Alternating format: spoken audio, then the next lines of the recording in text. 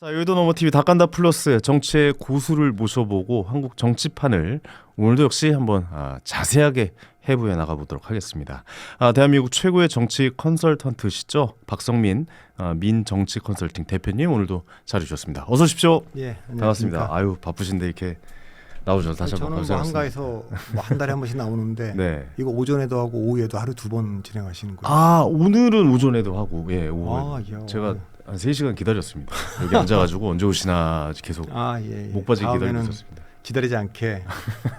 그 오후에 지난번에는 뭐 11시 반에 했었는데. 맞아요. 이제 그때 해도 되고 2시 해도 되고 이렇습니까? 이왕이면 11시 반에 이제 생방 끝나고 바로 하는 게 저는 좋죠. 그렇죠. 예. 그래서 가서 잠깐 은행 업무 보고 왔어요. 그러시구나. 나는 괜찮습니다. 알겠습니다. 모든 조언이 제가 11시 반에 맞춰서 오겠습니다. 아닙니다. 모든 조언이 자주만 나와 주시면 항상 감사의 마음을 제가 갖고 있습니다. 그리고 제가 진심으로 팬이라 오늘도 역시 저는 이게 방송을 한다는 생각이 들지 않고 그냥 대표님이랑 티타임 갖는다라는 생각으로 저도 그런 마음으로 왔습니다. 예, 항상 방송에 임하고 있거든요. 오늘도 좀 즐거운 이야기가 될 것 같습니다. 그리고 언제 또 대표님이랑 이렇게 또 제가 감히 이야기를 나눠보겠습니까? 항상 왜 그러세요? 예. 보통 항상, 그런 얘기는 그 연예인들 대상으로 그냥 일반인들이 하는 얘기 아닙니까? 근데 제가 봤을 때 연예인이시죠. 하여튼 귀한 시간인데 우리 뭐 빨리 합시다. 알겠습니다. 저는 정치 시사 덕후기 때문에 이렇게 덕후 입장에서 활동하시는 분의 이야기를 듣는 걸 너무 즐거워하기 때문에 오늘도 역시 즐거운 시간 만들어 보도록 하겠습니다. 자, 어떻게 뭐 한 주 동안 별일 없으셨죠? 그동안은 뭐 좀 바쁘게 보내셨습니까? 저는 사실 이제 그 대통령 선거 끝나고 방송도 다 이제 안 하고 여행을 좀 다니셨다고 그러셨잖아요. 그러니까 원래 뭐 갑자기 여행 다니는 건 아니고 네. 제가 원래 딱 3가지 합니다. 아무것도 안 하고 그러니까 책 읽고 여기는 뭐 신문도 포함됩니다만 신문이나 책 읽는 거, 그다음에 여행하는 거, 그다음에 예술 관람 다니는 거. 너무 그러니까 멋진 인생이네요. 이건 뭐 최근에 한 게 아니고 왜 그런 얘기 있잖아요. 독서는 뭐 앉아서 하는 여행이고 그렇죠. 여행은 돌아다니며 하는 독서란 말이 있는데 그런 거를 제가 좋아하고 그거 하려니까 제가 아무것도 안 합니다. 술 담배도 안 하고 운전도 안 하고 골프도 안 하고 SNS도 안 하고 그러니까 뭐 아무것도 안 하죠. 종이 신문 뭐 새벽부터 커피 제가 좋아하는 커피 내려서 하루 8개 신문 읽는 데만 하루 한 6시간. 뭐 책도 요즘은 책 아주 두꺼운 책. 저는 벽돌책 읽는 걸 좋아해요. 한 1000페이지짜리 이런 책들. 그거 뭐 제가 원하는 인생을 이미 살고 계시네요. 전 좀 제발 좀 그렇게 살고 싶거든요. 그걸 왜 못 샀어요? 그렇게. 근데 이게 저는 또 본업이 방송이라 방송을 하는 또 재미도 있어서. 그렇죠.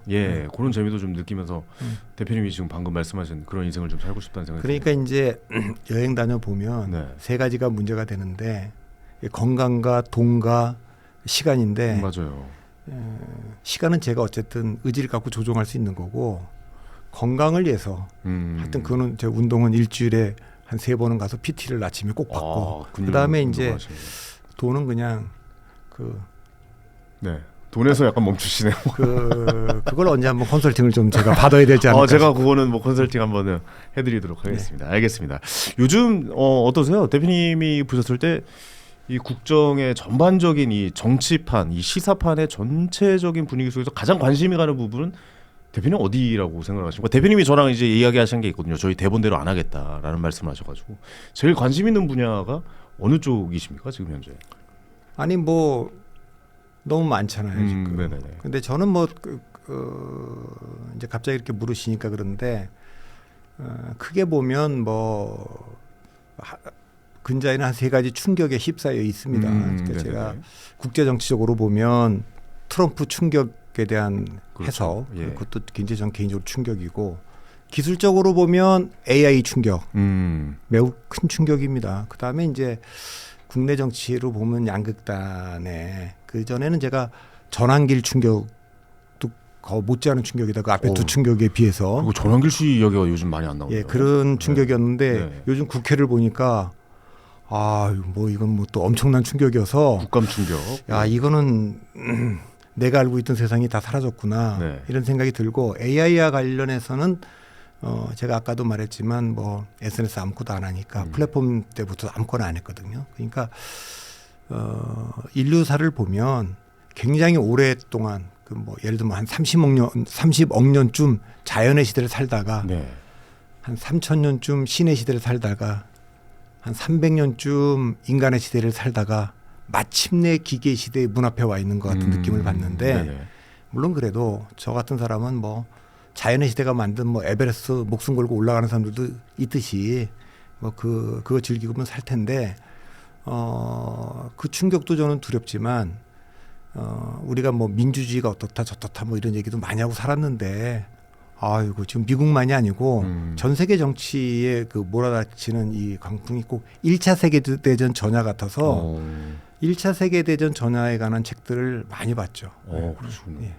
1차 세계대전 전야를 보면 떠오르는 그 독일 늦게 통일했는데 네. 그 독일이 이제 드디어 아리안족의 시대가 왔다 이러면서 이제 그러니까 뭐 가라앉는 영국에 대한 두려움, 그 충돌이 어떻게 보면 예견된 거지만 그 1차 세계대전 전야에 제가 가장 걱정하는 건 뭐냐면 그게 뭐 비렐르 미세 같은 어리석은 군주도 있고 다 있었습니다만 우리가 아는 위대한 사상가들, 철학자들, 언론인들, 심지어는 예술가들조차도 다 전쟁을 기다렸어요. 그리고 그 인종 이거 이제 드디어 우리 인종의 우수함을 알릴 때가 왔다. 우리 민족의 우수함을 알릴 때가 왔다. 막 이렇게 하는데 지금도 조금 그런 걸 좀 약간 느껴서 그런 정도의 그 우려를 하죠. 왜냐하면 미국이 저러는 거는 제가 첫 질문에 너무 길어지는지 모르겠는데 전 너무 좋습니다. 예. 미국 사회를 제가 보면 그냥 단순하게 미국의 문제가 뭐라고 생각하느냐 저한테 물으면 무식하게 제가 전문가가 아니니까 미국은 그냥 과잉 소비가 문제인 것 같아요. 거긴 소비가 미덕이라고 가르치는 나라니까. 네. 그러니까 자기들의 실력보다 너무 많이 쓰는 거죠. 모든 걸. 그러다 보니까 그것을 빚을 내서 쓰는 거고 그 국채를 뭐 중국이나 일본이나 한국 같은 나라들이 사줬는데 그걸 이제 안 사주게 되면 달러 패권이 흔들리니까 그러니까 지금 스테이블 코인으로 연동시켜 갖고 달러 패권을 지키려고 하는데 달러 패권이 그 무너진다는 건 결국 미국의 패권이 무너진다는 거 아니겠습니까? 기축 통화가 무너지면 미국의 힘이 정말 이건 상상할 수도 없는 그래서 전쟁 이야기가 그러니까 중국은 뭐가 문제냐? 제가 이건 뭐 전문가가 아니고 상식적인 얘기를 하자면 거긴 또 과잉 생산이 문제인 것 같아요. 그러니까 과잉 생산을 하는데 과잉 생산을 할 수밖에 없는 구조죠. 1년에 한 1200만 명 대학생들이 나오는데 대졸자가 나오는데 한 1%에 한 200만 명의 일자리가 만들어진다고 보면 한 6% 성장은 해줘야 그래도 그 소화가 될 텐데 그렇게 안 되잖아요. 이번에 3분기에도 뭐 한 4.8% 이렇게 되니까 물건을 만들고 이걸 어디다 갖다 내다 팔 시장이 있어야 되는데 시장을 걸어 잠그니까 가격을 낮춰갖고 덤핑으로 밀어내기를 하니까 그러면 그 밀어내기 때문에 뭐 유럽이든 미국이든 한국의 그게 뭐 석유화학이든 뭐 배터리든 디스플레이 다 죽는 거지만 그렇지만 이제 중국도 심각한 거죠. 그러니까 시장이 없다 이 두려움, 또 달러 패권이 무너진다 이런 두려움들이 옛날 같으면 이건 뭐 전쟁도 날 수 있는데 그러지 않도록 잘 해야죠. 전체적인 이 국정과 세계 판도의 흐름 이런 곳에도 굉장히 좀 관심이 많으시군요. 지금 현재 AI 시대를 맞아서 과연 또 어떻게 또 환경이 재편될지에 대해서도 굉장히 좀 관심이 많으신 것 같습니다. 너무 넓게 가지 마시고 국내로 들어오실 때 저도 그 생각에 너무 갔다는 생각이 그래도 잘 땡겼어요. 안 그러면 좀 더 갈 수도 있었어요. 그러니까 저도 같이 갈 뻔했네요. 이제 자가일로 오셔서 국내 정세 이야기를 좀 해봐야 될 것 같습니다. 국내 정세도 굉장히 복잡하고 많이 얽혀 있습니다. 일단 지금 현재 이재명 정부의 지금까지의 흐름과 분위기 전체적으로 좀 어떻게 보고 계신지 좀 궁금합니다. 그러니까 제가 너무 포괄적인가요? 예, 근데 이제 이재명 대통령이 그 기저 효과도 있죠. 비상계엄 이후에 이제 대통령 탄핵 이후에 되신 분이니까 조금만 정상적으로 해도 그래도 이게 나라가 정상화됐구나, 또 민주주의가 좀 회복됐구나 이런 게 좀 있어서 30일 됐을 때 좀 이른 좀 그 기자회견도 있었고 그때 평가만 해도 대통령실이나 그 강요들 인선하는 거 보면 조금 좀 참신하다. 좀 안정감 있게 가려고 하는구나. 그렇죠. 극단적이지 않게 그런 평가를 좀 했었어요. 네. 근데 100일 때 보니까 그때 저희가 방송할 때쯤이 그때쯤인 것 같은데 그 30일 때보다는 뭔가 조금 캐스천이 좀 찍혔어요. 이게 전 국민을 위한 대통령이 된다고 여러 번 강조했는데 뭐 그래 보이지 않고 인사 문제도 초기에 좀 참신함보다는 뒤로 갈수록 조금 이런 분들도 끝까지 이렇게 임명하셔야 되나 하는 게 좀 보였고 네네. 당정 관계도 이게 뭐 역할 분담이 아니라 뭐가 진짜 삐그덕거리는 것 같고 뭐 지금 관세 문제나 이런 것도 한미 정상회담을 했는데도 불구하고 네. 뭐가 명확히 안 풀리고 외교 문제도 좀 외교도 문제죠. 그렇고 네. 동맹 현대 문제도 그렇고 그다음에 이렇게 그 국제 정세가 어려운데도 아니 그 사법 개혁이나 검찰 개혁을 이렇게까지 밀어붙여야 되느냐 하는 것도 좀 있었고 최근에는 이제 그 부동산 정책도 제가 보기에는 이거 뭐 또 과거에 많이 봤던 그런 극단적인 모습이 드러나고 해서 요번에 좀 기대를 좀 했는데 네. 문재인 정부 때랑 좀 다르게 갈 수 있는 좋은 조건이고 그렇게 갈 줄 알았는데 하는 약간의 우려가 좀 있는 시점입니다. 그리고 지금 분위기로 봐서는 그래도 대통령 당선이 되시고 나서 나는 민주당의 후보였지 대통령은 다른 거야라고 해서 중도를 좀 표방하시다가 근데 시간이 좀 지나고 나니까 지금 내는 뭐 부동산 정책이라든가 지금 이런 부분도 전 정권인 전 민주당 정권이 문재인 정부와 좀 비슷해져 가고 있는 상황이다라고 저희가 봐야 되는 게 맞습니까?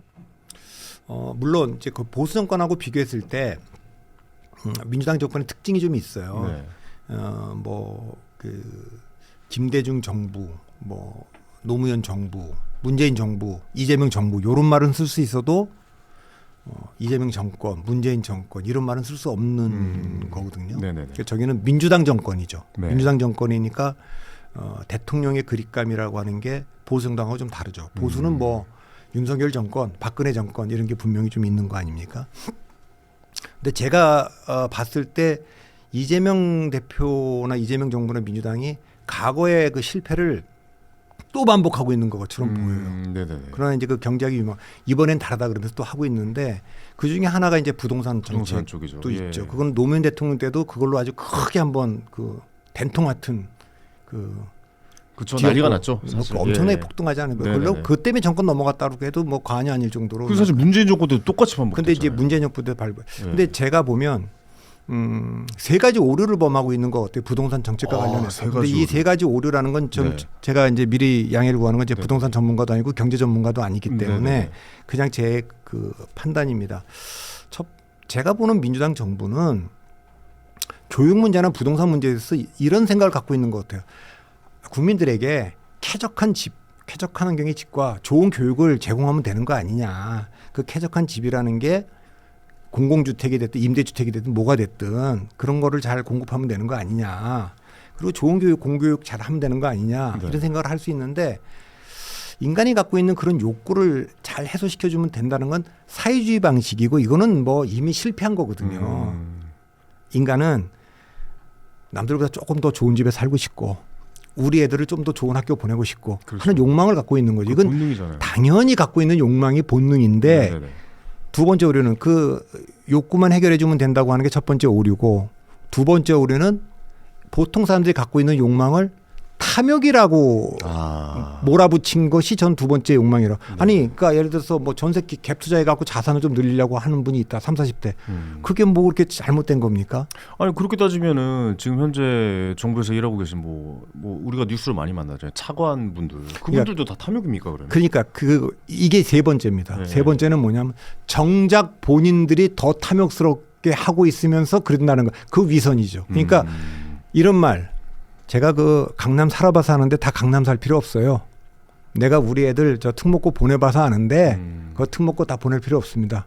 그 내가 뭐 영끌해 가고 사봤는데 다 영끌해서 살 필요 없습니다. 근데 그분들은 뭐 문재인 정부 때도 뭐 대통령 실장도 비서실장도 강남 지금 포기 안 한 거고 다 그런 거 아닙니까? 그렇죠. 이제 그런 것 때문에 그러니까 세 가지 오류라는 건 욕구만 해결해 준다고 보는 인간 본성에 대한 착각. 두 번째 욕망을 탐욕으로 밀어붙인 그다음 세 번째는 정작 본인들은 내로남불 정도를 넘어서 위선도 넘었고 이거는 뭐 그런 정도로 하면서 당신들이 그렇게 살면 안 된다고 하는 건 뭐 타락한 정도 아닌가 그런 정도까지 들 정도로 부동산 관련된 건 그렇기 때문에 사람들이 분노하는 거 아니겠습니까? 그렇죠. 예.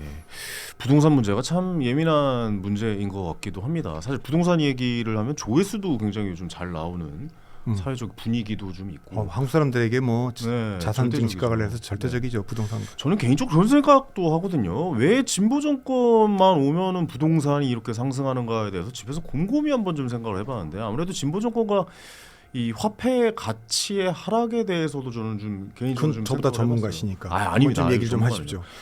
그렇다 보니까 아무래도 좀 방어 수단으로서 부동산을 좀 선택하는 횟수가 점점 더 늘어나고 일반 개인이 투자할 수 있는 가장 접근 방법이 쉬운 곳이 확실히 아파트, 뭐 부동산 이런 쪽이지 않을까라는 생각이 드는데 이 인권의 기본권을 계속 건들지 마라. 대신 우리는 먼저 했으니까 지금은 하지 마세요. 그냥 일단 수요만 좀 억눌러 놓는 상태잖아요. 공급은 안 해주고. 이렇다 보니까 많은 사람들이 그쪽에 관심을 가질 수밖에 없고 그러니까 굉장히 부동산을 인플레이션의 해지 용도로 사용하는 분도 굉장히 좀 많다라고 생각을 하는데 그 전체적인 그 느낌에 대해서 이 보수 정권과 그 진보 정권의 그 부동산 정책 차이는 뭐라고 저희가 생각해야 되나요? 이거 오늘 방송 어렵겠는데 이거 제가 모르는 데를 끌고 들어가고 저를 곤란하게 하는데. 아니 왜냐면 이게 그정책에 대한 발표 때문에 좀 지지율도 좀 많이 좀 문제가 좀 생겨가고 있는 분위기인 것 그러니까 같아서. 아까 제가 말한 거대로 예. 그러니까 민주당 정부가 보는 세계관은 사회주의식으로 이 욕구라고 하는 거고 네. 보수 정당은 조금 더 인간의 본성에 가까운 욕망이라는 걸 좀 이렇게 이해하는 네. 이제 그런 거지만 정책적 측면에서 보자면 제가 전문가가 아니니까 이건 조심스럽기는 합니다만 대체적으로 부동산과 관련해서 진보 정권은 이걸 세금으로 하든지 아니면 뭘로 하든지 간에 네. 예, 수요 억제 체계에 지금 방점을 찍고 있는 거 아닙니까? 네, 사지 말아라, 거래하지 마라. 약간 그런 이런 거죠. 내용이죠. 예, 그 살려고 하는 사람들을 살려고 하는 욕망은 못 누르니까 네. 살 수 있는 수단을 누르는 거죠. 뭐 대출이라든가 뭐 이런 걸 뭐 갖고 있어도 고통스럽게 하고. 네. 그러니까 뭐라 그럴까 부동산을 갖고 있는 것이 뭐 징벌이 되게 하는 거. 아주 뭐 그리고 이거는 보유세라든가 예 재산세. 그렇게 해서 이게 세금이 아니라 거의 벌금에 가까운 예, 그런 정도로 이제 징벌을 하지 않습니까? 반면에 이제 보수는 크게 보면 공급을 좀 확대하자. 예. 사람들은 그런 욕망이 있으니까 네. 신축 아파트가 왜 비싸냐? 뭐 그건 뭐 다 새로운 거에 좀 좋은 데 살려고 하는 거 아니냐? 그걸 좀 풀어주자 뭐 이런 거 아니겠어요? 그러니까 그런 거지만 일본이 잃어버린 20년, 30년 흔히 우리 얘기하는데 일본이 그렇게 될 때도 89년에 정점 찍었잖아요. 그리고 이제 버블이 생겼잖아요. 90년에 계속 일본 경제가 이제 내려온다고요. 그럴 때 일본이 초기에 진단은 뭐였냐면 이건 수요의 문제다.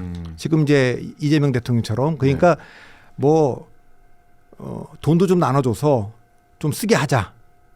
그거 안 나눠주니까 뭐 쿠폰 같은 거 상품권 이런 거 나눠줘서 좀 쓰게 하자고 했는데도 안 살아나는 거예요. 그걸 한참 하고 나서야 우리 그 경제 문제가 수요 쪽에 있는 게 아니라 공급 쪽의 문제구나. 그러니까 그 아베의 그 세 가지 화살이라는 게 뭐 양적 완화도 있지만 구조 혁신 같은 거, 구조 개혁 같은 거 뭐 이런 것들이 필요하다 이렇게 생각을 하는데 지금도 민주당은 어쨌든 이거를 계속 수요를 억제하자는 쪽에 맞춰져 있어서 네. 그런 것 같고 글쎄요 이걸 좀 더 나가면 뭐 진성준 전 정책위의장이 그런 얘기했어요. 일부 지금 뭐 구인철 장관도 그런 얘기 했는데 보유세 얘기를 조금 했잖아요. 보유세를 무조건 건드려야 된다라는 식으로 얘기를 했죠. 예, 그래서 그렇게 얘기하는 전문가들이 있어요. 그 얘기는 뭐냐면 지금 강남에 이제 그 고가의 아파트들 뭐 40억, 50억 하는 분들이 있는데 이제 소득은 다 끊겼고 그러면 이분들이 이걸 팔고 나가도록 해줘야 되니까 그러면 팔도록 하는 거에 압박은 이제 그 갖고 있을 때 그 세금 부담을 올리는 보유세를 올리는 거죠. 그 양도세를 낮추고 그리고 보유세를 이제 올린다. 양도세나 이렇게 거래세를 좀 낮춰서 엑시트할 수 있도록 해주자.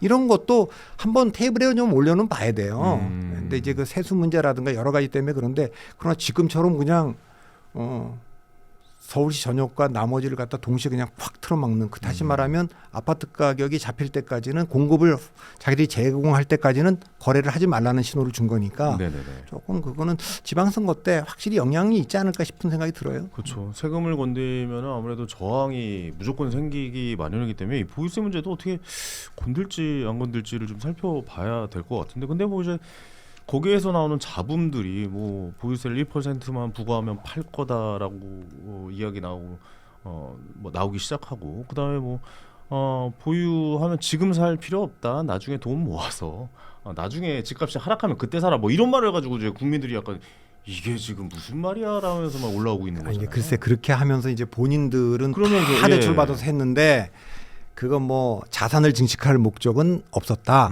아무도 안 믿는 말이죠. 네네. 그건 뭐 양자역 공부하느라고 딸 결혼식에 신경 못 썼다는 말하고 거의 비등한 말인데 앞으로는 네. 안 그러겠다. 이 경제 뭐 수장이 그 얘기를 믿겠습니까? 그러니까 보통의 그 분들도 저 얘기가 다 거짓말이라는 거 알 거예요. 뭐 다 자산 증식을 목적으로 뭐 갭 투자도 했을 거고 영끌도 했을 거고 그분들도 다 인간인데 그렇게 하지 않았겠습니까? 이런 마음일 거예요. 사긴 샀는데 오를 거를 바래서 사지 않았지만 이왕이면 오르면 좋지 뭐 약간 이런 마인드지 않을까 싶기도 합니다. 근데 이제 자세하게 마음은 들여다볼 수 저 없지만. 같은 사람은 순진해서 저는 이제 강서구란 데에 그 옛날 제가 68년부터 거기 사는데 처음에 염창동 살다가 뭐 신정동 살다가 지금 화곡동이라는 데 사는데 지금은 이제 우장산동으로 바뀌었지만 그 이제 저는 50몇 년간 거기 사는 거 아닙니까? 네. 이사도 딱 2번밖에 안 갔고 제가 늦게 딸을 낳는데 나도 그래도 공교육의 힘을 믿고 바로 저희 아파트에 담벼락에 붙어 있는 그냥 학교를 보내고 네. 뭐 사람들은 이런 거 뭐 사립초등학교 보내야 되는 거 아니냐 그랬더니 그래도 그 뭐 공교육을 네. 정상화시키고 한다니까 그거 믿어보자.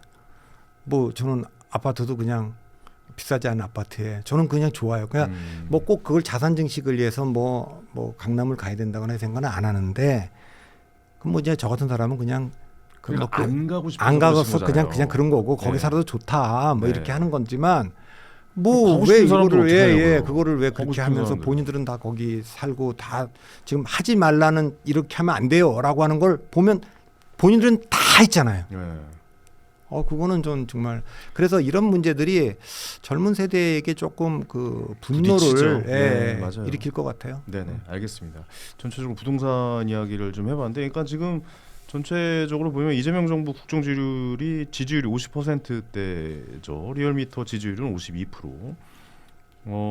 취임 5개월 차 국정 지지율이 50%이지만 그래도 이전보다는 좀 떨어지지만 높은 수준이긴 하죠. 아직 40%대로 내려오지 위기라고 않았으니까요. 얘기할 정도는 아니에요. 그럼요. 예. 50%가 넘는다는 것은 사실 높은 수준에 있기는 합니다. 근데 이렇게 전체적인 분위기가 약간의 하락 분위기가 있는 것 같아서 좀 한번 여쭤보는 건데, 결국에 지금 제일 큰 문제라고 보시는 건 뭐라고 생각하십니까? 이게 부동산 문제입니까? 아니면 뭐 당정 갈등입니까? 아니면 뭐 캄보디아 사태도 있고, 아니면 외교 무슨 뭐 관세 협상이 좀 제대로 되지 않는 점, 뭐 이런 것도 좀 있잖아요. 그건 전체적으로 봤을 때 어떻게 보세요? 다라고 보지만 네. 제가 봤을 때 가장 그러니까 물론 이제 대통령 지지율이라는 건 외교 이벤트가 있으면 좀 올라가니까 네네네. 관세 현상이 극적으로 뭐 타결된다든가 또 뭐 원자력 협정 같은 얘기도 좀 나오는데 거기서 그 동안에 우리가 정말 오랫동안 간절히 원했던 뭐 그런 것들이 좀 뭐 받아들여지면 또 약간 좀 상승할 수도 있기 때문에 네. 조금 더 에이펙 전후로 지켜봐야 될 것 같고, 가장 큰 문제는 역시 당정 간의 문제고, 당정 간의 문제 중에 지금 국회 쪽에서 지금 추진하고 있는 지금 뭐 대법원 그 법사위 이슈들이 있지 않습니까? 네. 과방위와 법사위 지금 추미애 위원장과 지금 최민희 위원장 예. 중심으로 돼 있는데 거기가 굉장히 강하게 지금 밀어붙이고 있는데 싸움이 많이 나는 곳이죠. 근데 역대로 그 노무현 정부 때도 그렇고 문재인 정부 때도 그렇고 정권을 잃게 되는 것은 되게 민생이 어려울 때 정치적인 어젠다 거기에 몰입하면 다 정권이 어려워졌어요.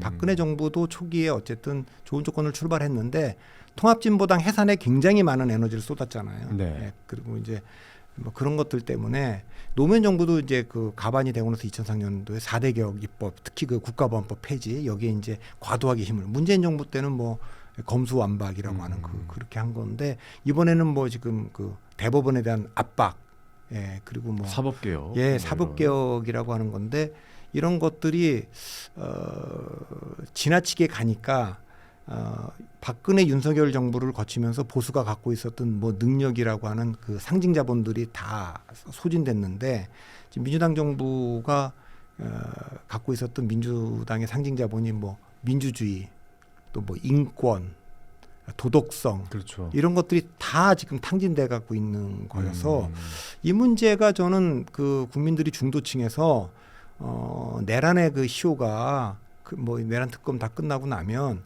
저는 뭐 절대 내년 그 설날 이후까지 가지 않을 거라고 봐요. 아, 내란 예, 그런 이슈가. 시효가 그게 국민 그러니까 시효가 딱 끝나고 나면 그게 마무리가 뭐라고 봐야 됩니까? 그러면 그 판결이 난 이후로 봐야 됩니까? 판결은 뭐 훨씬 더 늦게까지 날 거고 기소겠죠. 기소 그러니까 한 다음에 기소가 가서 되고. 1심 재판들도 뭐 그렇게 빨리 나지는 않을 텐데 네. 쟁점들이 많아서 그런 걸 이제 빨리 하게 하려고 이제 하는 것 같은데 그런 것 때문에 저는 뭐 그 다음에는 좀 국면이 전환될 거다.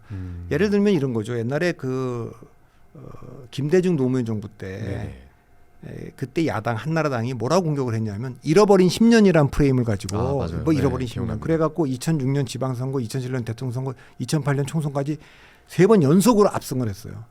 그 집권했으면 전환을 해야 되는데 2010년 지방선거 때 여전히 또 그게 먹히는 줄 알고 잃어버린 10년을 얘기를 계속했어요. 그것 때문에 반전됐지 않습니까? 물론 그 전에 뭐 노무현 대통령의 비극적 죽음이라는 것도 좀 있었지만 지금 마찬가지라고 봐요. 이 내란 청산이라고 하는 프레임이 이거 내년 지방선거까지 가서 대통령 선거 끝난 지 1년도 넘었는데 계속 유효할 거냐? 저는 그러지 않을 것 같거든요.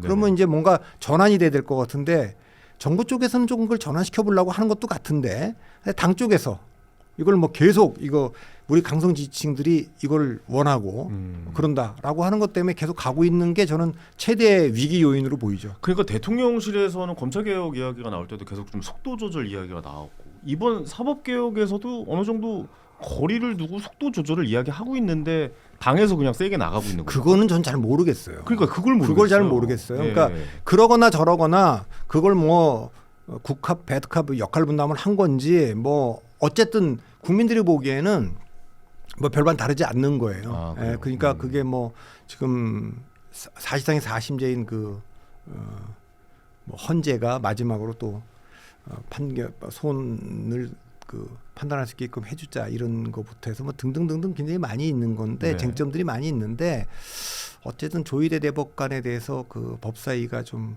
한 거는 뭐 국회의 권한인지 모르겠지만 제가 받는 느낌은 제가 받는 느낌은 서부지법의 난동 그거는 폭력적이고 불법적인 거고 명백한 이거는 폭력적이지도 않고 합법적 권한 갖고 했는지는 모르지만 오버랩된 거는 느낌은 제가 비슷하게 받았어요.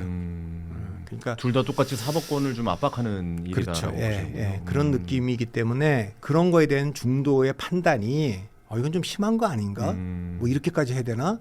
이런 생각이 들 수가 있죠. 그러니까 그 점을 그 좀 컨트롤할 수 있느냐 대통령과 또 당 쪽에서도 그게 저는 제일 큰 위기 요인 같이 보입니다. 알겠습니다.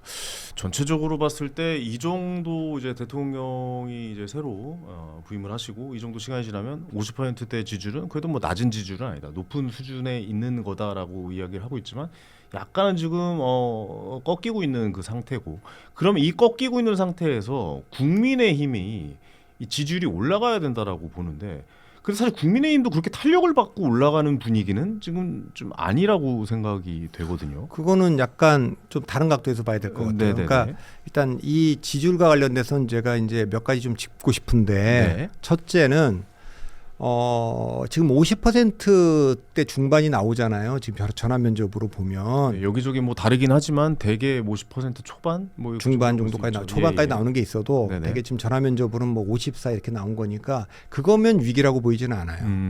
그러니까 그러나 이재명 대통령은 그 상단이 65%라고 봤는데 65% 찍고 내려와서 지금 조금씩 내려오는 거 아닙니까? 네네네.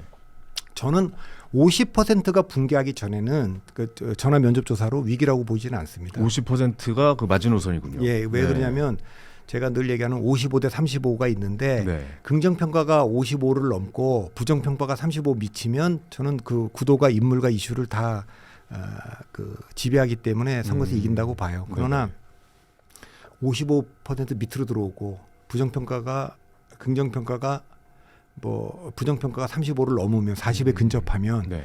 아무리 긍정평가가 높아도 그다음부터는 또 인물과 이슈가 말을 하게 되죠. 네. 그러니까 50%가 중요한데 여기서 두 가지 이슈를 민주당은 걱정해야 됩니다. 과연 직급 여론조사가 보수층과 중도 보수층이 다 응답하고 있느냐 아니면 지금 뭐 비상계엄 이후에 굉장히 화도 나고 대선 패배 이후에 화도 나서 응답을 잘 안 하고 있어서 약간 민주당 지지자들이 과표직 구간에 있는 거 아니냐 이럴 수도 있고 아닐 수도 있어요. 그러네요. 그렇게 돼 있으면 실제 여론은 요거보다는 조금 더 낮을 수 있다. 뭐 담은 2, 3%라도 네. 요거 첫 번째 주목해야 되고 그 두 번째는 조금 전에 그거예요. 민주당과 이재명 대통령이 못하더라도 국민의힘이 저 모양인데 올라올 수 있겠냐. 안 올라온다면 역시 상대평가이기 때문에 해볼 만한 거 아니냐. 전 거기 동의하지 않아요. 그러니까 지금까지는 예를 들면 2024년도에 민주당이 승리를 압승을 했는데 그 압승도 민주당이 뭘 잘했다가 아니에요. 그때. 뭐 이재명, 조국, 추미애 뭐 모든 분들이 국회의원 배지를 달았는데 그 이분들이 문제 있는 거 우리도 다 있냐. 그러나 윤석열 대통령 당시 우린 더 하여튼 꼴 보기 싫다 이거 아닙니까? 그렇죠. 예. 그러니까 일단은 선거라고 하는 건 좋아해서 찍거나 필요해서 찍거나 상대가 싫어서 찍거나 이기 때문에 그중에 가장 큰 동력은 상대가 싫어서인데 내년도 지방선거가 이거 이제 내란 청산이 너무 좀 지겹고 집권하고 나서 뭐 새로운 대한민국이 올 줄 알았는데 이게 뭐 과거랑 똑같은 걸 반복하는구나. 이거 안 되겠어라고 하는 마음이 생긴다면 중도층에서 그거는 이 국민의힘이 혁신을 했거나 안 했거나는 덜 중요해질 수 있죠. 그게 심판하자고 하는 게 강력하게 작동할 거니까. 네. 국힘을 지금 들여다 보면은 또 장동혁 대표가 윤석열 대통령을 또 면회를 갔잖아요. 깜짝 놀랐습니다. 그러니까 그렇게 생각하시는 분도 계신가요? 그러니까 그동안에 밀렸던 숙제를 이제 와서 한 거니 조용히 하려고 한 거니 지금부터 좀 장동혁 대표가 달라질 수 있는 가능성이 있다라고 평가하시는 분들도 꽤 계시더라고요. 어떻게 보십니까? 장동혁 대표의 지금 상황에 대해서. 저는 그거는 이제 장동영 제가 마음은 모르겠어요. 장 대표에 대해서 굉장히 높게 평가한 것 같고 그분이 이제 될 때도 그렇고 전체적인 세계관도 그렇고 한교안 대표 정도로 뭐 신념 있는 세계관을 갖고 계신 분 같지는 않지만 상당히 그 우파지향적이라는 걸 제가 뭐라 그럴 생각이 있는 건 아니에요. 그 노선이 국민 다수의 지지를 받을 가능성이 낮다는 얘기를 하고 있는 거죠. 그러니까 중도를 포함한 그렇죠. 다수의 분들에게 지지할 가능성이 굉장히 낮다. 그러니까 뭐 약속을 지켰든 뭐하든 캠페인할 때 그런 얘기했어요. 내가 만든 물건 잘 팔릴 때 쓸데없이 다른 물건 내놓지 마라 이런 말이 있어요. 예를 들면 2000년 붉은 악마 다 뭐 붉은 셔츠에 붉은 수건에 붉은색밖에 없어. 난리 났죠. 그런데 야 이거 이렇게 팔리는데 거기다 노란색 만들어갖고 내보낼 필요 있어요? 이것도 다 그냥 내놓으면 이거 다 사가는데. 그러니까 지금 예를 들면 여러 가지 악재가 있어서 여당이 공격을 받는 중에 국면 전환을 여당이 해야 될 텐데 야당 대표가 조금 시켜준 측면이 좀 있지 않습니까? 물론 이제 뭐 더 확산시키지는 않았고 내부에서는 더 논쟁은 없고 그거 뭐 약속 지키려고 한 거다. 그리고 짧은 한 10분 정도의 뭐 면회였고 뭐 인간적인 도리를 한 거고 뭐 그런 거다. 그런 측면에 대한 또 그렇게 얘기를 하니까 이해를 또 할 측면도 있는데 그게 이제 특별히 변할 가능성은 없어 보이십니까? 그건 알 수 없죠. 알 수 없는데 이런 거를 통해서 장동혁 대표가 지방선거를 이기려면 지금 이런 본인이 지금 보인 노선으로는 안 되겠구나라는 생각을 좀 해서 좀 전환을 좀 했으면 좋겠는데 그건 잘 모르겠습니다. 제가 아니 근데 선거를 앞두고는 달라져야 되는 거 아닙니까? 내년에 이제 6월에 이제 지방선거가 있잖아요. 그럼 그 지금도 지금 이제 면회를 가는 것 같은 자세를 그때도 역시 취하고 있을까요? 그건 쉽지 않지 않을까요? 그거는 이제 선거를 앞두고 과거의 네. 보수는 그걸 참 잘했어요. 아주 그 변신에 능했어요. 네, 그냥 꼬리 그러니까- 딱 자르고 그냥 그랬는데 이렇게 넘어갔죠. 예. 그 전에는 민주당이 오히려 그 변신을 굉장히 못했어요. 요즘은 놀라운 변신은 저 민주당이 하고 있습니다. 그러니까 과거에는 2007년도에요. 2007년도에 그 이명박 후보는 굉장히 개혁적이었습니다. 네. 박근혜 후보랑 경선할 때만 해도 뭐 서울장 할 때만 해도 개혁파의 기수고 맞아요. 보수파는 박근혜였는데 이런 과거 얘기 듣는 거 너무 재밌습니다. 대통령 딱 되고 나니까 예. 그 옛날 민정계 인사들 뭐 형님인 이상득 뭐 박기태 뭐 이런 분들 중심으로 국정을 운영하는 거예요.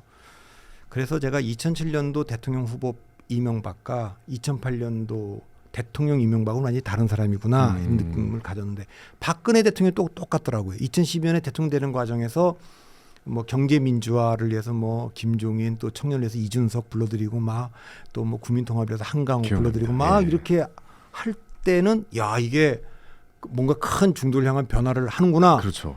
근데 대통령이 딱 되자마자 2013년부터는 뭐 완전히 돌아갔어요. 그래서 대통령 후보 박근혜와 대통령 박근혜는 완전히 다르구나.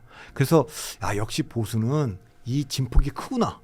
이랬는데 어느 날 딱 그 지난번 박근혜 대통령 탄핵 이후에 보면 선거 패배가 자명히 보이는데도 아주 확신범들처럼 황교안 체제, 윤석열 대통령 체제에서는 그냥 뭐 총선 패배, 지방선거 패배, 뭐 보궐선거 패배 다 예고되어 있는데도 죽는 길로 그냥 쭉 가는 거예요. 반면에 민주당은 옛날에 그렇게 가감히 변신을 못했어요. 소심했다고 민주당은. 근데 요즘은 민주당이 굉장히 가감해졌어요.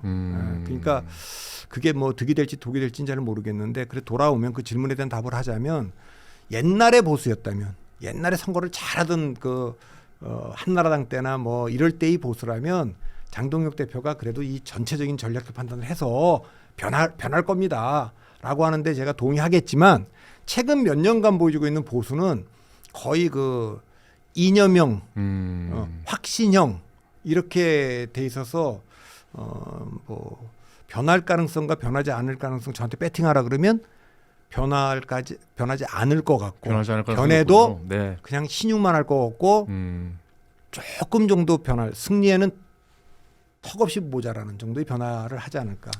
그때 당시에 이제 뭐 개혁한다고 그래 이준석 당대표가 되면서 그때 좀 약간 보수가 좀 변할 가능성에 대해서 우리가 좀 봤잖아요. 그 이후로 선거를 3번 정도 승리를 하고 결국에 그러면 지금의 국민의힘도 그런 선택을 해야지만 결국 바뀔 수 있다라고 우리가 봐야 되는 겁니까? 아니면 그런 개혁조차도 안 할 거라고 좀 보고 계십니까? 저는 안 할 거라고 봅니다. 아예 안 할 거라고 보십니까? 왜냐하면 선거 연합을 해체해 갖고 이긴 정당은 없어요. 대통령 선거도 그렇고. 근데 지금 이제 대통령 아까 말씀하신 대로 2021년 4.7 재보궐선거를 크게 이겼고 그건 김종인 대표 체제와 이준석 대표 체제에서 4.7 재보궐선거와 대통령 선거와 지방선거를 연속으로 이겼고 그때 그렇죠. 위기는 누가 봐도 민주당 아닙니까? 그렇죠. 다음 총선의 패배가 거의 정해져 있는 거 아닙니까? 예. 왜 대통령 후보 나온 분이 지고 나서 총선 나가고 저 보궐선거 나가고 이런 예가 없었는데 그렇게 할 정도로 몰리고 있었던 거란 말이에요. 근데 바로 그 순간에 7월 달이죠. 그때 지방선거 바로 이제 당대표를 내쫓는 선거연합을 해체하면서 이제 무너졌는데 선거연합 해체라는 거는 자기가 앉아있는 의자 다리를 자기가 톱으로 썰은 거예요. 잘라갖고 이게 뚱하죠. 그래서 이게 왜 넘어지지? 그건 자기가 자르니까 넘어지지. 그런 식으로 선거연합을 지금 해체를 했지 않습니까? 넘어지려고 잘랐는데 안 넘어지길 바라는 건 이상한 거네요. 거죠. 그러니까 보수가 이기려면 세 가지가 지금 필요한 것 같아요. 그런 리더십이 필요한 것 같아요. 첫째는 지금 뭐 한미동맹이라든가 전통적인 뭐 미국과 한미동맹을 굳건히 하고 뭐 시장에다 뭘 맡기고 이런 것들이 다 깨졌잖아요 지금. 이런 뭐 과거의 패러다임이 완전히 무너졌기 때문에 정말 새로운 비전을 내세우는 보수의 지도자들이 나와야 돼요. 그런 지도자들이 보수가 하나 새로운 그 노선을 내놓을 수 있느냐 이게 첫 번째고 두 번째는 통합이죠. 통합. 이게 지금 흩어져 있는 그 세력들을 어떻게 하나로 묶을 거냐. 바깥에 있더라도 선거연대를 제대로 해낼 거냐 아니면 뭐 통합을 할 거냐 뭐 이런 것을 하는 게 보통 어려운 일이 아니고 DJP 연합 같은 정도가 되니까 된 거지. 세 번째는 어쨌든 그 과정에서 굉장히 정무적 판단이 뛰어나야 되지 않습니까? 그런 이 세 가지를 다 겸비한 지도자가 있어야겠는데 제 눈에 잘 안 보여요. 지금은 보이지 않는다. 예를 들면은 뭐 이준석 대표나 뭐 한동훈 대표나 이런 분들이 뭐 정무적 감각, 뭐 메시지나 이런 거 보면 뭐 역시 탁월하고 뛰어난 분들이고, 근데 이제 통합의 리더십이 있느냐, 이건 역시 캐스천이 좀 있고, 비전에 관해서는 아직까지 다 과거의 뭐 지도자들이 지금 세계가 처한 그 상황은 이렇기 때문에 네네. 또 기술의 그 기술 전쟁의 지금 방향은 이렇기 때문에 우리가 뭐를 해야 된다. 우리가 어떤 정책을 해야 되고 교육은 어떻게 바꾸고 노동은 어떻게 바뀌고 복지는 어떻게 바뀌고 뭐 이게 해야 된다. 이런 걸 종합적으로 고민해서 내놓는 지도자가 현재는 제 눈에는 잘 안 보입니다. 한 가지 좀 뭐 이준석 대표 얘기가 나왔으니까 좀 궁금해서 여쭤보는 건데, 이준석 대표는 통합의 능력이 좀 있는 분입니까? 아니면 좀 아직 좀 부족하다라고 생각을 하십니까? 통합해서 다시 나아갈 수 있는 지도자로서 클 가능성이 좀 있습니까? 그 덕장이라기보다는 네. 지장과 용장에 가깝지 않습니까? 지장에 가깝죠, 사실. 예. 그러니까 저는 지장에 가깝다고 표현할 수 있는데 저는 개인적으로 용장에 가깝다고 봅니다. 용장에 가깝다고. 예, 보십니까? 그래서 제가 전에도 그 얘기를 많이 했는데 2차 세계대전에 그 미군의 전차 부대를 이끈 조지 패튼 장군을 제가 얘기를 했어요. 그 전쟁을 매우 잘하고 그런 분이긴 한데 뭐 합참에 둘 수는 없는 거 아닙니까? 그런 분을 합참 의장에 둘 수는 없잖아요. 합참에 갖다 놓으면 그분도 답답하고 합참도 안 돌아가고 그분은 야전에 있어야 될 분 아닙니까? 그렇죠. 그러니까 이준석 대표는 지금까지는 어쨌든 굉장히 이 정무적 감각이 뛰어나고 메시지 능력이 뛰어나고 그리고 과거에 이 캠페인으로 보여준 거 동탄에서도 그렇고 당대표 때도 보면 그거는 과거에 어느 누구보다도 뛰어난 게 분명히 있는데 아주 보수적인 분부터 나이 많은 분부터 뭐 여성분들부터 뭐 온갖 분들을 이걸 하나로 묶는 거는 또 다른 기술이 필요하기 때문에 그런 통합의 리더십까지 요구하기에는 기대하기는 그거는 다른 분의 몫이 아닐까. 물론 이준석 대표가 여러 가지로 성장해서 이걸 다 겪고 나면 또 달라질 수 있겠죠. 그래요. 그런 정도는 기대해 봐도 되는 겁니까? 아니 성경에도 보면 네. 모세가 뭐 사실은 유대인인데 그 이집트의 공주 밑에서 이제 뭐 왕자로 이를테면 이제 40년 자라다가 그리고 마지막에 끌고 나올 때는 80세가 돼서 끌고 나오지 않았습니까? 그 40년 동안은 그 왕궁을 탈출해갖고 광야에서 40년 엄청난 연단을 받은 거예요. 그게 생략돼 있어서 그렇지 잘 모르지만 그 세월이 있었던 거 아닙니까? 그래서 약간 지금은 보수는 제가 보기에는 정무적 전략적 판단도 매우 중요하지만 국가적 대한민국의 위기를 돌파할 수 있는 지금은 간단히 말하면 이승만 박정희 시대는 북한을 이겨야 된다라는 게 굉장히 중요해요. 한 40년 했어요 우리가. 그다음 지도자들은 일본을 넘어서자 이걸 한 40년 그렇죠. 했고 넘어섰어요. 네. 자 지금은 뭘 해야 되냐?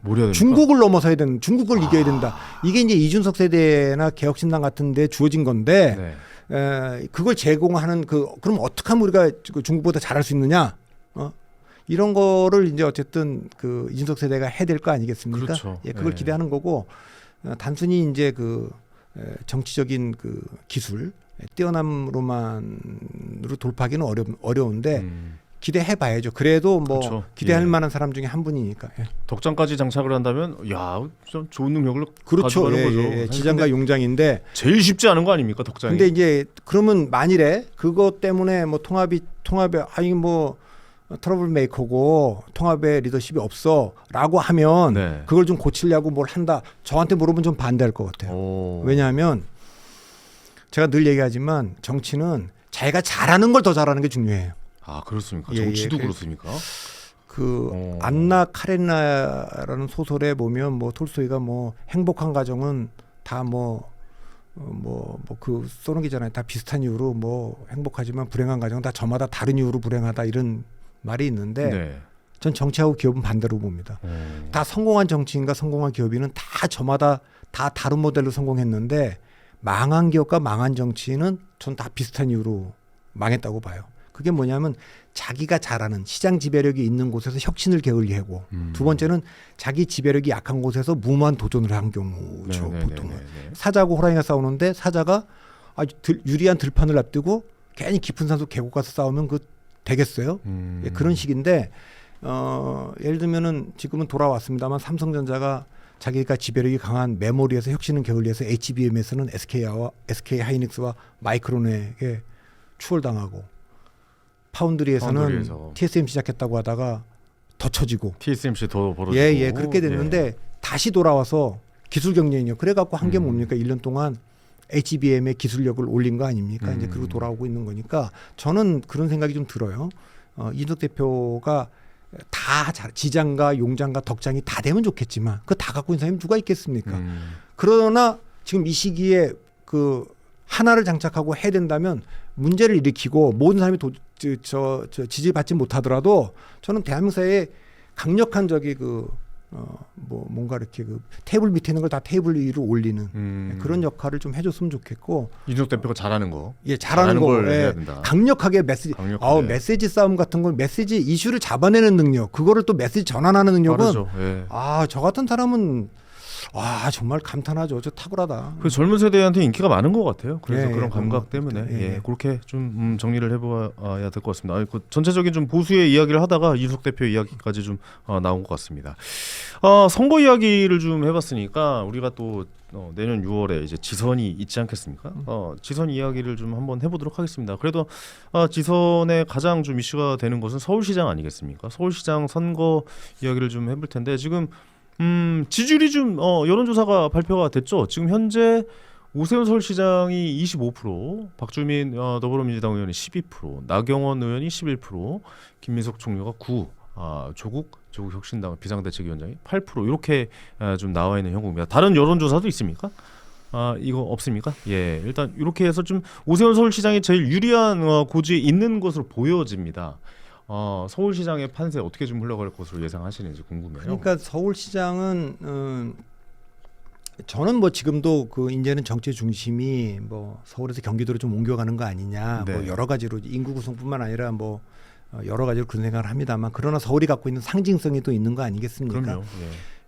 경기도로 빠져나가면서 서울은 상대적으로는 좀 국민의힘이 해볼 만한 지역이고 여기는 뭐 오세훈 시장이 보수 후보이긴 하지만 상대적으로는 중도 보수에서도 조금 지지를 받는 후보 아니겠습니까? 아니 근데 이게 전 궁금한 게 이게 해볼 만한 지역이 맞습니까? 서울 지금 강남 용산 빼면은 거의 다 민주당세가 강하잖아요. 예. 근데 이게 서울이 해볼 만한 지역이 맞아요? 예. 국민의 서울은 입장에서? 뭐 그래도 상대적으로 지금 보셔야 되는 지표 중에 우리나라 여론조사 기관들은 뭐 동의하지 않겠지만 정말 볼 필요 없는 지표가 있습니다. 제가 뭐 이건 너무 많이 얘기해갖고 제가 욕도 먹는데 정당 지지율 볼 필요 없어요. 정당 지지율 볼 필요 없다.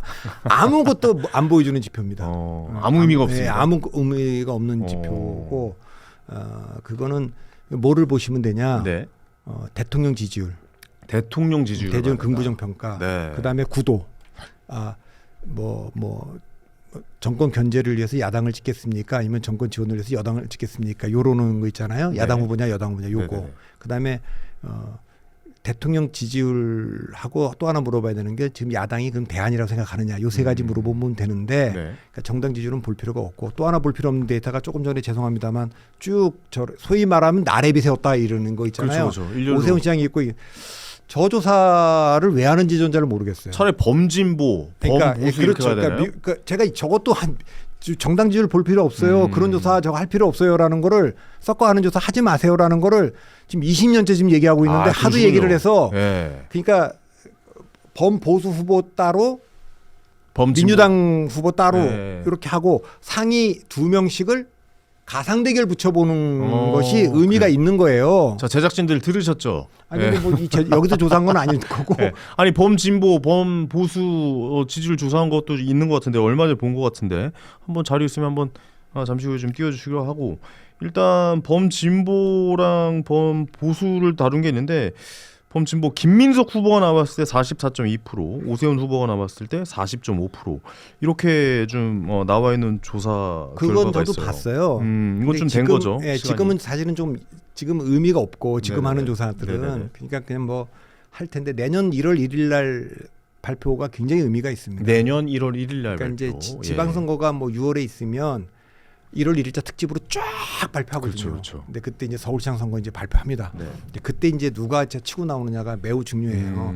그러니까 뭐 2006년도에도 느닷없이 강금실이 치고 나와서 이제 그 강금실 잡으려면 오세훈 나와야 된다 이렇게 된 거거든요. 맞아요, 기억납니다. 예, 예. 그렇게 된 거니까 그때 아마 여당에서도 지금 있는 후보군 갖고 안 되면 좀 새로운 사람을 좀 불러와야 되는 거 아니냐 이런 얘기가 나올 수도 있고요. 네네. 근데 지금 박주민 의원이 어쨌든 지금 현역 의원으로는 유력하죠. 되게 유력하게 지금 네. 높게 나오고 있고 네. 그 다음에 이제 뭐 지금 국무총리하는 김민석 의원. 근데 안 나오신다고 그랬잖아요. 예, 아니 그건 이제 봐야 되니까 네. 본인이 뭐 이제 그 카드가 있고 뭐 강원시 실장 얘기도 있습니다만 뭐 그분은 뭐 충남 나간다면 충남도지사겠지 그렇죠. 서울시장은 아닐 것 같고 네. 오히려 주목하는 거는 지금 성동구청장인 정원호 구청장 그러니까 기초단체장인데 구청장인데 들어와 있단 나와요. 말이에요. 예, 예. 그리고 그건 옛날에 성남시장이면서 이재명 성남시장이 대선 후보 조사에 딱 잡혔던 것처럼 그런 느낌이거든요. 기초단체장인데 지금 그렇고 그리고 이제 사실 지금 민주당 의원들 중에는 삼선 구청장을 지낸 분들이 굉장히 많습니다. 삼선 구청장을 지낸 그러니까 뭐 이해식 의원도 뭐 강동구청장 여러 번 했고 뭐 김영배 구청장 뭐 김성한 장관도 구청장 뭐 노웅 이런 분들이 굉장히 많이 있기 때문에 네. 후보군들은 조금 더 봐야 될 것 같아요. 그런데 한 가지 분명한 건 지금 강성지 뭐 전현희 의원이라든가 또 뭐 박주민 의원이라든가 이렇게 좀 강성지자들이 지지하는 후보군들로 네네. 서영교 의원도 과연 있고요. 그 중도층의 지지를 받아서 오세훈 시장을 꺾을 수 있겠느냐? 저한테 물어보면 저는 조금 쉽지 않을 것 같고요. 예, 예. 근데 결국 당내 경선을 통해서 올라와야 되잖아요. 그럼 저렇게 강한 메시지를 던지셨던 분들이 당내 경선을 통과할 가능성이 좀 높지 않을까요? 그렇죠. 그러나 예. 이제 정당이라는 건 시간이 가면 갈수록 경선 때 가면 누가 나가야 이기지? 이렇게 생각을 하게 되죠. 당원들조차도 예, 그렇게 그렇게 생각을 되죠. 하게 된다. 우리가 그 외연확장이 있냐 없냐 그러지만 2022년 서울시장 선거를 보면 송영길 대표가 좀 무리하게 나왔지 않습니까? 네, 그러니까 개항의 기억납니다. 지역구를 예. 이재명 후보한테 양보하고 왔는데 네. 그때 서울에요. 송영길 시장 후보가 보통은 구청장 후보보다 지지율이 좀 높아야 되는데 25개 민주당 후보보다 다 지지율이 낮았어요. 그건 민주당 지지자들도 안 찍을 정도로 명분도 없고 외연확장이 안 된다는 걸 보여준 거 아닙니까? 그때 또 이전 시장에 또 문제도 있었고 그게 넘어와서 그대로 좀 반영된 건 아닌가라는 생각도 들고요. 어떤? 그 전 서울시장이셨던 그때가 아닙니까? 제가 잘못 알고 있었던 겁니까? 박원순 시장 이후 아닙니까? 이유지만 이미 네. 그때는 오세훈 시장이 일단 먼저 한 게 있으니까 이제 아. 보궐선거 때 됐으니까 네네네. 현직 시장은 오세훈인데 근데 옆 동네 김동연 경기도지사 후보는 사실은 민주당의 그 색깔은 좀 약한 분이죠. 그랬는데도 31개 시군의 민주당 후보보다는 득표율이 다 높았어요. 네네네. 그러니까 좀 약간 외연확장이 된다고 본 거 아니겠습니까? 그러면 생각해야 될 겁니다. 민주당 지도부도 네. 당원들이 좋아하는 후보로 그냥 가서 좀 리스크가 있는 선거를 치를 거냐 아니면 이길 수 있는 후보를 찾아서 좀 낼 거냐. 대통령 선거든 서울시장 선거든요. 선거는 똑같습니다. 믿을 수도 있고 이길 수도 있는 후보를 찾는데 그 믿을 수 있으면 이길 수 없고 네. 이길 수 없으면 믿을 수 없기 때문에 그 고민은 좀 있을 겁니다. 민주당도. 알겠습니다. 서울시장은 그럼 아무래도 좀 그래도 다소 오세훈 시장이 좀 유리해 보이는 구도. 근데 이제 1월 1일 날 나오는 발표를 좀 봐야 되는 오세훈 시장의 상황이군요. 리스크는 뭐 지금 4번 하고 5번째 도전이니까 너무 익숙한 서울시장이시니까 네네네. 그 점은 좋은 그렇죠. 점이지만 네. 좀 피로감이 있는 거야. 또 오세훈이야? 또 이런 게 이렇게, 있기 때문에 지금 민주당에 있는 분들한테는 경쟁력이 있겠지만 뉴페이스가 나온다면 과연 그 경쟁력이 계속 유지될 건지 민주당에 정말 혁신을 하거나 뭐 예를 들어 기업가를 갑자기 뭐 공천한다든가 그러든지 하여튼 예. 뭐 완전히 다른 카드를 딱 꺼냈을 때 계속 유지될 수 있는 거냐 네네네. 그런 생각은 좀 있기 때문에 지금 고 내년도 6월달에 서울시장 선거 판세를 지금 얘기하기는 좀 이른 감은 있고 네네네. 알겠습니다. 부산시장도 한번 볼까요? 부산시장도 여론조사가 발표가 된 것 같은데 전체적으로 이것도 역시 아까 범여권이나 범여권을 보자고 하셨는데 일단 좀 보면은 적합도에 전재수 장관이 지금 23%로 1위를 차지하고 있고요. 박형준 현재 시장이죠. 16%. 김도읍 의원 7%. 조국 의원은 또 여기도 있네요. 예. 전 비대위원장 6%. 서병수 전 부산시장이 6%를 차지하고 있습니다. 자, 이런 판세는 어떻게 좀 보고 계신지 궁금합니다. 저것도 좀 띄워놓으면 좀 다를 수 있는데 네네. 같이 놔두면 물론 조국 대표가 들어가 있기 때문에 민주당 표도 좀 분산된다고는 보이지만 네. 아무래도 보수표가 후보군이 더 많기 때문에 더 많이 분산되지 않겠습니까? 그렇죠, 그런 그렇죠. 측면이 있고 전재수 후보는 어쨌든 지난 총선에서 모두가 떨어졌는데 낙동강벨트 다 떨어졌는데 유일하게 살아남은 됐죠. 분이니까 예. 경쟁력이 있는 분이고 네네네. 지금 장관도 했으니까 저분이 아무래도 조금 더 그 민주당 의원들 중에는 상대적으로는 좀 온건파고 이러기 때문에 중도의 지지를 받고 있다 이렇게 봐야 될 것 같은데 그렇기 때문에 좀 높게 나오는 것 같고요. 물론 부산도 지금은 좀 이른 감은 좀 있습니다. 네, 양자 대결을 봤을 때 저희가 이제 여론조사 좀 기간이 좀 된 여론조사이기 때문에 잠깐 말씀드렸는데 전재수 의원이랑 박형준 현 시장이 붙었을 때 거의 박빙입니다. 이건 오차범위 안쪽이고 나머지 후보들은 박형준 시장이 다른 민주당 후보를 좀 앞서고 있는 것으로 보이네요. 조국 비대위원장이 지금 대표죠. 네. 지금 대표가 되시죠. 조국 대표가 지금 부산시장에도 나오고 서울시장에도 얼굴을 지금 내밀고 있는데 이 부분에 대해서는 어떻게 보십니까? 나올까요?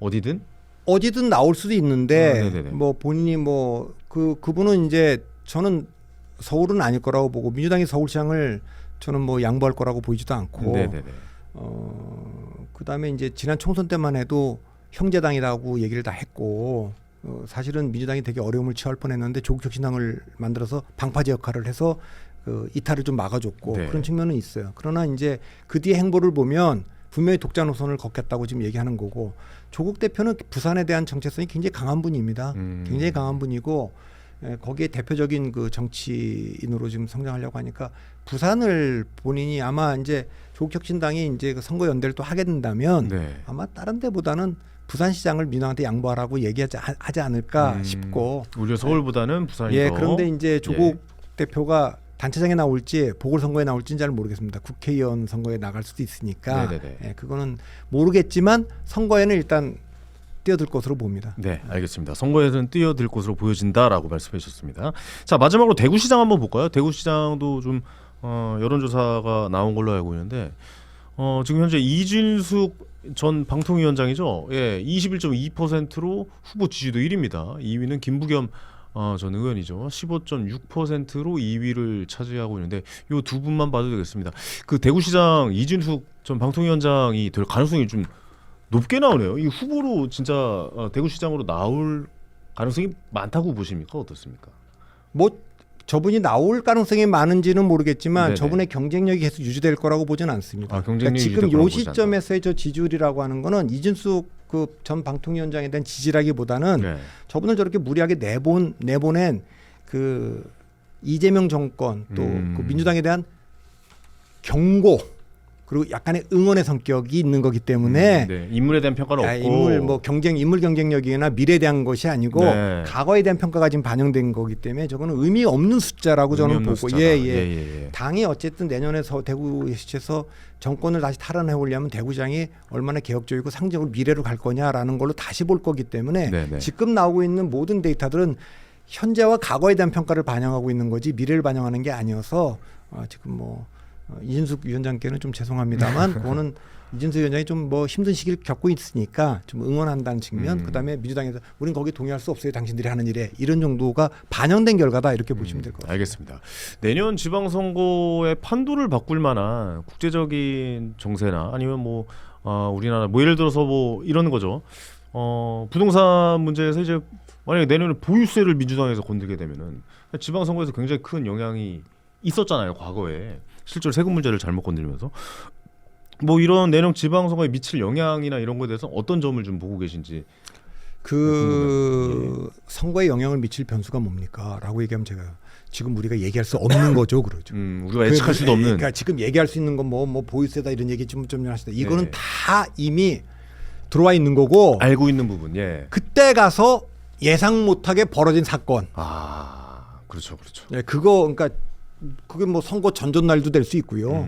그렇기 때문에 느닷없이 갑자기 벌어진 일이 영향을 미치는 거지. 우리가 지금 여기 앉아갖고 이런 것들이 되면 어떻게 될까요?라는 건 아무 의미 없다. 아무 의미가 없다. 예, 선거날 당일 가봐야 된다. 예측할 수 없는 게 변수다. 네. 한 5일 전에도 뭐가 생기면은 네, 갑자기 지지율이 변하는 게 선거잖아요. 알겠습니다. 오늘도 이렇게 좀 저는 좀 이런 생각이 듭니다. 그러니까 정치나 시사나 이런 것을 대표님한테 좀 과외받고 가는 기분이에요, 항상. 아니 뭐 늘 말씀 그렇게 하시면서 사실은 저보다 오늘은 좀 제가 잘 모르는 경제도 조금 뭐 다루고 그래서 아닙니다. 제가 외교 안보나 경제 얘기 나오면 일단 제가 전문가가 아니라 잘 모릅니다는 얘기를 많이 하는데 네. 요즘은 어떻게 된 게 그런 얘기를 하면요. 그런 얘기 하지 말래요. 왜요? 아니 내가 모르는 걸 전문가 아닌데 어떻게 아는 척하냐. 그냥 얘기하면 된대. 세상 무서워졌어요. 어떻게 그걸 저한테. 요즘에 말 한마디 한마디가 다 남아서 다 검증되고 끝까지 남아서 쫓아다니는 영상이 뭐 계속 존재하고 그러긴 하더라고요. 어쨌든 전체적으로 이렇게 뭐랄까요?